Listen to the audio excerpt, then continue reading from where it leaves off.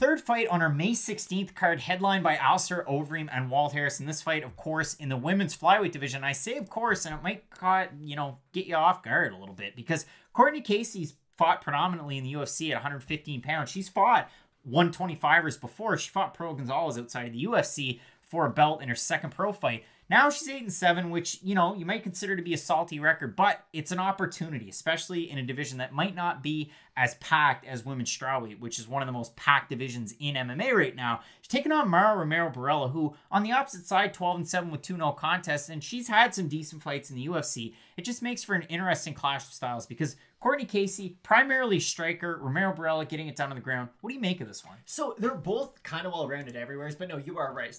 Mara Romero Borella is much more grappling oriented. She is going to go for those takedowns, and she is really good, especially in top position. Courtney Casey's had a very odd UFC career, though, because if you actually look back and watch a lot of her fights, she does fairly well against top level competition. I thought she beat Michelle Waterson when they fought, but she's also looked, and lack of a better term, very lackadaisical in some of her fights. Doesn't always have that.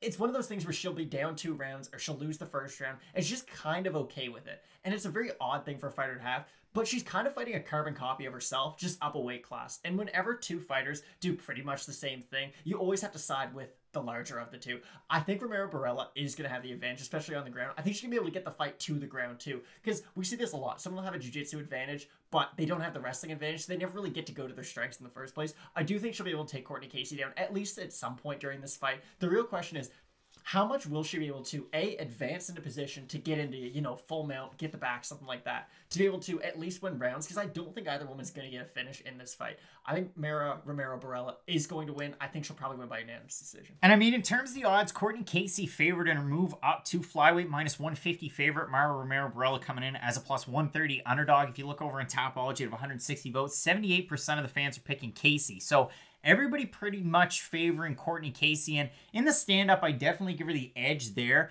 In terms of size and whatnot, Courtney Casey's a really big strawweight. She was. I mean, there weren't many opponents that were bigger than her. And I know in her last 2 fights, a split decision win over Angela Hill, who's on fire right now and fighting very soon on one of these 3 cards.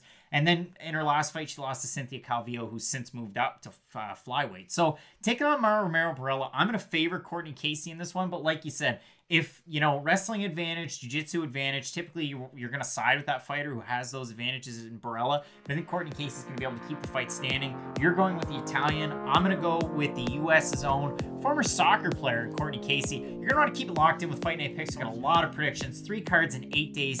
Keep it locked in. Check out the playlist. And as we always say, Matt, Fight Night Picks, let's get into it.